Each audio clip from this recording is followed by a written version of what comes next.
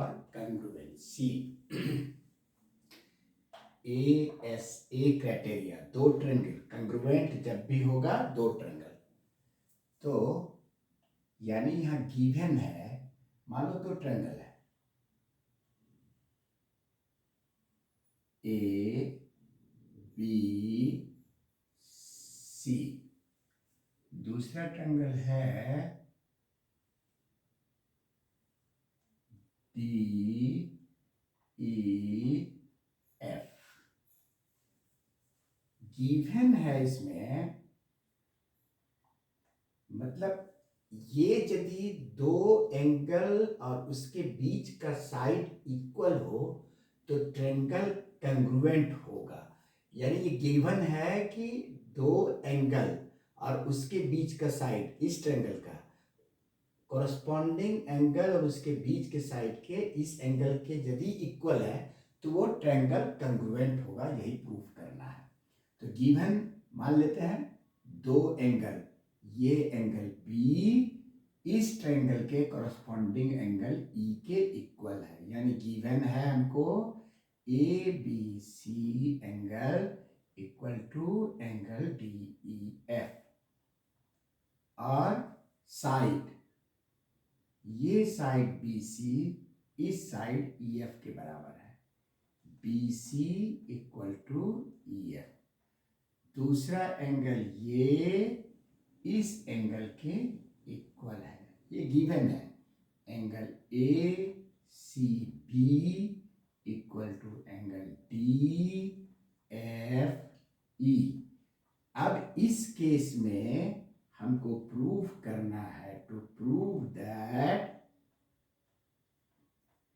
Triangle ABC is congruent to triangle DEF, ये prove करना है।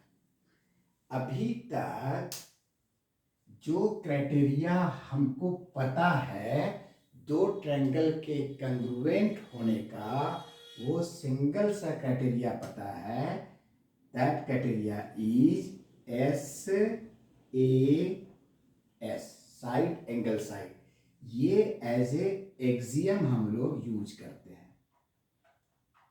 एक्सियम, साइड एंगल साइड का मतलब हुआ कि ये एक ट्रायंगल है, दूसरा एक ट्रायंगल है, ये मान लो PQR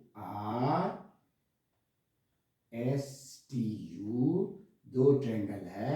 यदि दो साइड, इसका ये साइड इसके इक्वल, ये साइड इसके इक्वल, और इसके बीच का एंगल, दोनों साइड के बीच का एंगल यदि इक्वल हो तो हम कहते हैं कि triangle PQR is congruent to triangle STU.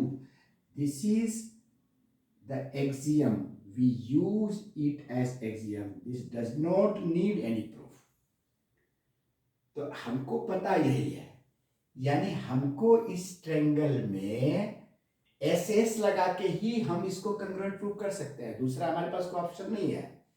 लेकिन यहां क्या है, एक साइड इसका इसके एक साइड के इक्वल है, ये एंगल इसके इस एंगल के इक्वल है, लेकिन ये साइड इसके इस साइड के इक्वल नहीं है। यदि ये दोनों इक्वल होता, SAS से ये दोनों ट्रायंगल कंग्रुएंट हो जाता। तो अब केस बनता है कि अब कुछ कर नहीं सकते हैं, अब मान के हम चलते हैं, कुछ मानते हैं कि हो सकता है ये दोनों साइड इक्वल हो सकता है ये दोनों साइड इक्वल ना हो। यदि इक्वल है तो क्या होगा, यदि इक्वल नहीं है तो क्या होगा। तो एज्यूम करेंगे, हम एज्यूम करके ही हम हो सकता है अपने बात को कंट्राडिक्ट कर देंगे, तो हमारा एजम्पशन गलत हो जाएगा, तो साबित हो जाएगा कि ट्रायंगल कंग्रुएंट ही है। तो सबसे पहले दो तीन केस है। पहला केस होगा केस वन हो सकता है, मान लेते हैं AB और DE इक्वल है। Let A B equal to D E. यदि ऐसा हो, मान लेते हैं ऐसा हो, तो क्या होगा? A B equal to D E हमने मान लिया। इस केस में क्या होता है देखते हैं। यानी हमने मान लिया ये बराबर ये है थोड़ी देर के लिए। अब यदि ऐसा मान लिया हमने, तो in triangle A B C and triangle D E F, इसमें देखते हैं कि ए बी इक्वल है डी ई के। एजम्पशन सही है, ये हमने माना है, एजम्पशन। और क्या है?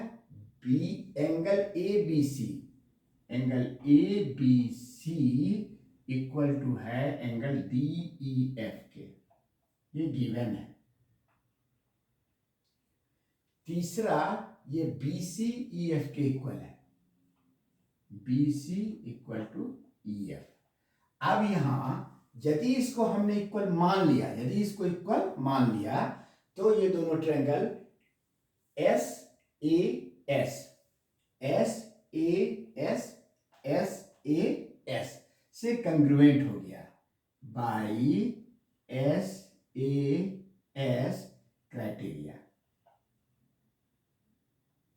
Triangle A B C is congruent to triangle DEF। ये congruent हो गया, ये प्रूव करना था, ये congruent हो गया। यदि ये ऐसा संभव हो, यदि ऐसा मान लें ये साइड इसके इक्वल है, तब तो ये congruent हो जाएगा ट्रायंगल। अब यदि नहीं इक्वल है तो क्या होगा? नहीं इक्वल है तो क्या होगा? यदि ये दो साइड इक्वल है, दिया हुआ नहीं है, हमने माना ऐसा माना, हमने ऐसा माना कि मान लो कि इक्वल है, तब तो ये कंग्रुएंट हो सकता है। लेकिन यदि इक्वल नहीं है तो क्या हो सकता है? अब यदि इक्वल नहीं है दोनों साइड, ये दोनों साइड इक्वल नहीं है, निश्चित तौर पे या तो ये बड़ा होगा, ये छोटा होगा, या ये छोटा होगा, ये बड़ा होगा, कुछ भी हो सकता है। अब हम क्या करेंगे? सेकेंड केस जो हम लेंगे, केस टू,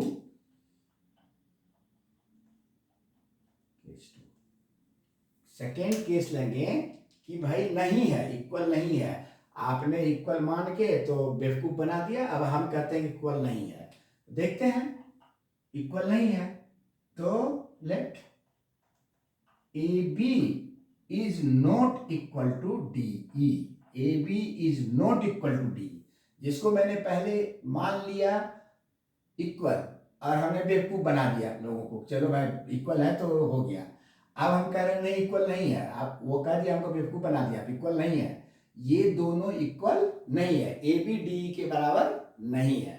ठीक है, कोई बात नहीं है। ऐसा करते हैं कि ए बी यदि डी के बराबर नहीं है, तो यदि ए बी छोटा है, ए बी छोटा है। अब ध्यान देना, ये B और C इक्वल है, B को रख दिए E पर, C को रख दिए F पर, इसको रख रहे हैं, B को रखे E पर, तो चूंकि ये इक्वल लेंथ का, ये 5 सेंटीमीटर है तो ये भी 5 सेंटीमीटर है, तो ये C F पे आ जाएगा, पक्का आ जाएगा। अच्छा, ये एंगल इसके इक्वल है, एंगल जब इक्वल है तो ये लाइन जो है इस लाइन पे ही आके बैठेगा, चूंकि एंगल इक्वल है तो ये लाइन पे ये लाइन आके बैठ जाएगा। ठीक है, बैठ जाएगा, तो बैठ जाएगा तो हो सकता है ये लाइन यहीं तक पहुंचे, बराबर नहीं है ना, ये डी और ए बी इक्वल नहीं है, इक्वल नहीं है तो हो सकता है ना कि ये लाइन ए बी को यहां जब देखो बी ई पे रख दिए, ये लाइन इसके इक्वल दिया हुआ है, तो ये सी पक्का एफ पे आ जाएगा, आ गया। जब एंगल इक्वल है, इसके साथ ये एंगल इक्वल है दोनों, तो इस लाइन पे ही ये लाइन जाएगा। हाँ, यदि ये दोनों इक्वल, लाइन इक्वल नहीं है तो हो सकता है ए यहीं पर आके रुक जाए, ए यहीं पे आके रुक जाए, ये यहीं पे आके रुक जाए। इसको मान लेते हैं हम A B C D F, मान लेते हैं ये पी पे रुक गया, यहाँ ए बी इक्वल टू हो गया पीई, यहीं पे रुक गया, A B equal to PE. एक केस ये हो सकता है। तो इस केस में क्या होगा देखते हैं। इस केस में अब पी से इसको मिला दिए, पी से एफ को ज्वाइन कर दिए। Let A B is not equal to D, ठीक है, and A B equal to PE, P तक ही पहुंचा, यानी ये लाइन यहीं तक पहुंच के रह गया, A B equal to P, joined PF, PF को ज्वाइन कर दिया। अच्छा, अब हमको इस ट्रायंगल और ये जो नया ट्रायंगल है, ये ट्रायंगल और नया ट्रायंगल की बात करते हैं, देखते हैं क्या ये हमको इंफॉर्मेशन देता है। A B C and P E F, in triangle A B C and triangle P E F क्या क्या इंफॉर्मेशन है हमको। B C equal to E F है, B C equal to E F है, ये गिवन है, वेरी गुड। उसके बाद एंगल बी, ये एंगल इस एंगल ई के इक्वल है, ये भी गिवन है, angle A B C equal to angle D E F, ये भी गिवन है। A B C D E F या पी ई एफ लिखते हैं, पीईएफ ये दोनों एंगल इक्वल दिया हुआ है, ठीक है। उसके बाद हमने जो कंस्ट्रक्शन किया है, समझो कि ए बी के बराबर यहां पीई काट लिया है, ए बी के बराबर पी काट लिया है, तो ए बी इक्वल टू है P, A B equal to P. अच्छा, यहां देखो ध्यान से, A B equal to P E, ये साइड पीई यहां तक के बराबर, ये इसके बराबर, ये एंगल इसके बराबर। ये जो ए बी सी ट्रायंगल है और पीईएफ ट्रायंगल है, ए बी सी नया ट्रायंगल जो बना है PEF, A B C PEF, S A S, S A S, तो by S A S criteria triangle A B C is congruent to triangle PEF, clear, ये हो गया। अच्छा, जब ये ट्रायंगल इसके कंग्रुएंट हो गया, तो ये एंगल जो इसका है पुराना एबीसी का, तो एबीसी एंगल जो है उसको अब बराबर हो जाना चाहिए इस एंगल के, क्योंकि ये ट्रायंगल PFE PEF ABC के इक्वल है, ये साइड इसके इक्वल हम काटे हैं, इसके सामने का ये एंगल, इसके सामने की ये जो नीला वाला से दिखा रहे हैं, इस एंगल के बराबर हो जाना चाहिए सीपीसीटी से, यानी therefore angle ACB equal to angle PFE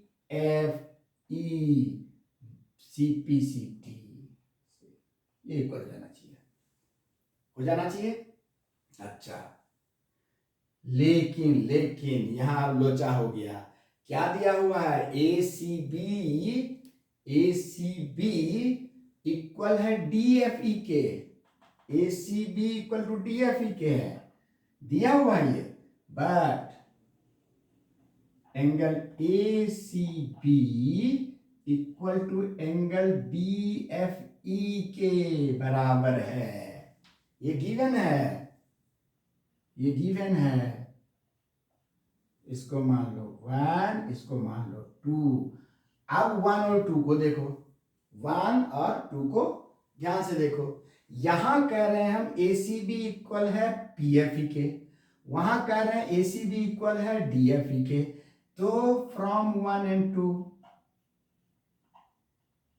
ये पता चल रहा है कि angle PFE equal to angle DFE, PFE ये नीला वाला एंगल इक्वल टू DFE ये बड़ा वाला एंगल, ये कभी बराबर हो सकता है क्या, नहीं हो सकता है। तभी हो सकता है जब ये दोनों एंगल, दोनों लाइन सेम हो जाए, दोनों लाइन सेम हो जाए, दोनों लाइन सेम हो जाए। ये छोटा पार्ट है, ये होल है, ये और ये तभी बराबर हो सकता है जब ये लाइन खिसक के इससे मिल जाए, इससे मिल जाए, ऐसे हो जाए। यानी P जो है D पे चला जाए, P D पे चला जाए, तभी ये संभव हो सकता है, तभी ये संभव हो सकता है। यानी this is possible only, this is possible only when point P and D coincide each other, coincide each other। P और D जब coincide हो जाएगा, इसका मतलब PEF और DEF दो ट्रेंगल नहीं होगा, एक ही ट्रेंगल हो जाएगा। PEF और DEF दो ट्रेंगल नहीं होगा, एक ही ट्रेंगल हो जाएगा। तो अभी जैसे मैंने प्रूफ किया है, क्या प्रूफ किया है यहाँ पे, ABC कंग्रुएंट है PEF के। अब PEF और DEF अलग अलग ट्रेंगल रहा ही नहीं, दोनों सेम हो गया। Therefore triangle ABC is congruent to triangle DEF। Proved हो गया ये। आई होप समझ में आ गया होगा ये केस टू। केस टू में, केस वन देखो, केस वन में क्या है कि अब यहां है कि ये साइड इसके इक्वल है, ये एंगल इसके इक्वल है, ये एंगल इसके इक्वल दिया हुआ है। प्रूफ करना है हमको कि दोनों ट्रायंगल कंग्रुएंट है। कंग्रुएंसी का एक ही क्राइटेरिया हमको पता है अभी तक, SAS, साइड एंगल साइड। दो ट्रायंगल का दो साइड और उसके बीच का एंगल यदि इक्वल हो तो हम कहते हैं कि दो ट्रायंगल कंग्रुएंट है। ये एज एन एक्सियम यूज करते हैं, ठीक है, इसको प्रूफ करने की जरूरत नहीं होती है। अब हमको इसी को यूज करके इस दोनों को प्रूफ करना है कि कंग्रुएंट है, ठीक है। गिवन इतना चीज है कि ये एंगल इसके बराबर है, ये एंगल इसके पूरा के बराबर है और ये साइड इसके बराबर है, ठीक है।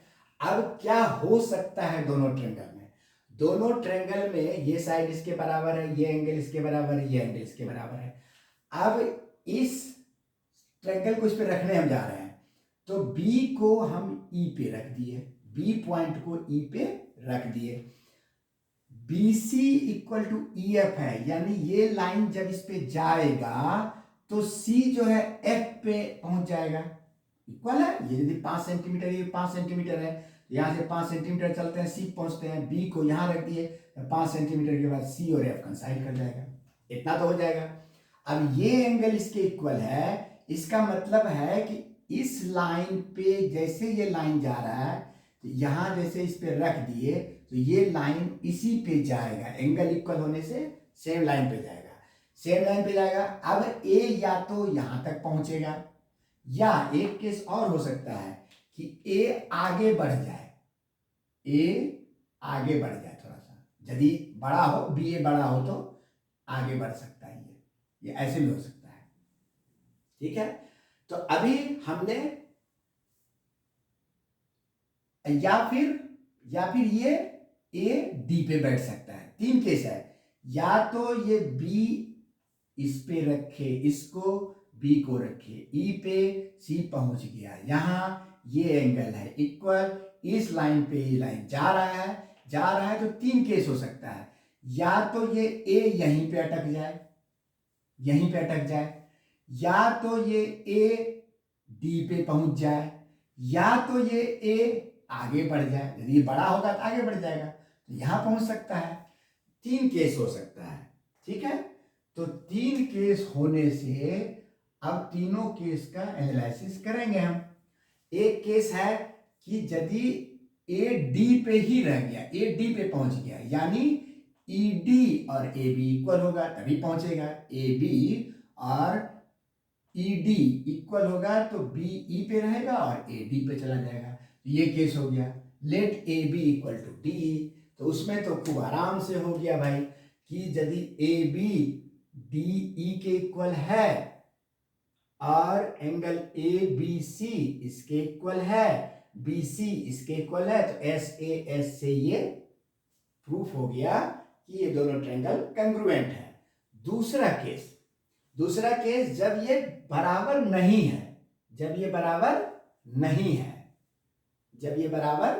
नहीं है तब क्या होगा? तब या तो ए बी पीई के बराबर होगा, ए बी पीई के बराबर होगा, यहीं पर ए यहीं पर खत्म हो जाएगा, पी के बराबर होगा। इस जगह और एक लिख देते हैं, या फिर ए बी यदि बड़ा होगा तो पी डैश ई के बराबर होगा, पी डैश ई के बराबर होगा, यही हो सकता है। ठीक है। अच्छा, पी एफ को जैसे ज्वाइन किए हैं तो पी डैश एफ को भी ज्वाइन कर सकते हैं, उसको भी ज्वाइन कर दिए पी डैश एफ को, मतलब ये और है, दोनों में से कुछ हो सकता है। ठीक है। अब A B C and P E F या यहां पी डैश ई एफ भी कर देंगे, कोई दिक्कत नहीं है, दोबारा भी हम करके बता सकते हैं। चलो इसको हटा देते हैं। अभी यहां ए बी पी के इक्वल है। अब ट्रायंगल ए बी सी और पीई एफ में देख रहे हैं तो बी सी इक्वल टू है ई एफ दिया हुआ, ए बी सी ये एंगल इसके बराबर है पी एफ के, A B equal to P E वहीं तक पहुंचा है, ये P by S S criteria triangle A B C, ये वाला ए बी सी नया ट्रायंगल जो है पीई एफ उसके कंग्रुएंट हो गया तो सीपीसीटी से पता चला कि इसके सामने का ये एंगल और ये छोटका ट्रायंगल में ये एंगल के बराबर हो गया। लेकिन दिया हुआ है कि ये एंगल जो है डी एफ ई के बराबर है, डी एफ ई के बराबर है।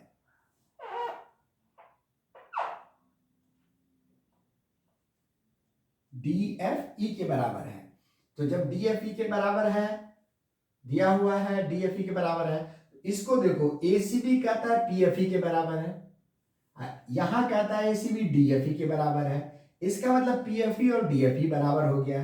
अब ये कब पॉसिबल है? ये छोटा वाला एंगल इस पूरे बड़ा वाला एंगल के बराबर तभी पॉसिबल है जब ये लाइन खिसक के इस पे आ जाए, तो जैसे जैसे ये लाइन खिसकेगा वैसे वैसे पी भी जो है डी पे चला जाएगा, यानी पी और डी दो अलग अलग पॉइंट नहीं होगा, सेम पॉइंट होगा, कॉन्साइड करेगा। इसका मतलब क्या हुआ? ए बी सी जो हम लिख रहे हैं पीई एफ के कंग्रुएंट है, वो बेसिकली पी और डी सेम हो गया तो डीई एफ के कंग्रुएंट हो गया। दो केस हो गया। अच्छा, अब तीसरा केस जो साथ में चल रहे थे उसको हमने बिठा दिया। अब तीसरा केस लेते हैं तो इसको पहले बिठाते हैं।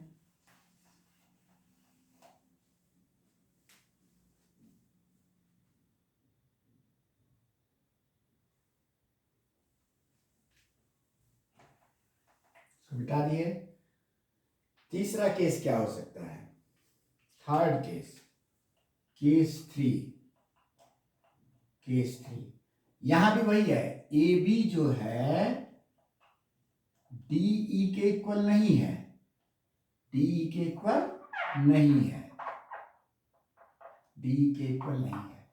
और ए बी डी से बड़ा है,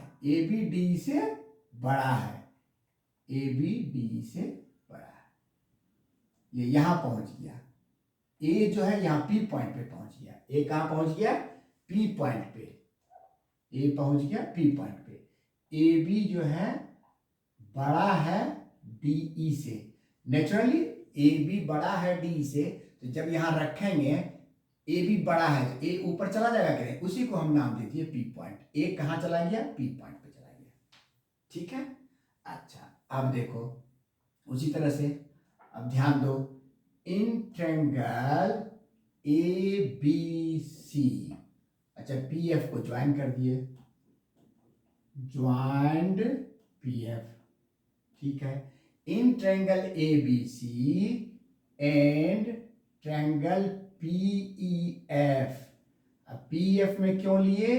क्योंकि ए बी और पीई बराबर हो गया, पीई बराबर हो गया। ए बी जो है बी को यहां रखे, ये लाइन जब इस पे गया तो यहां पहुंच गया, ए यहां पहुंच गया, ए यहां पहुंच गया, ठीक है।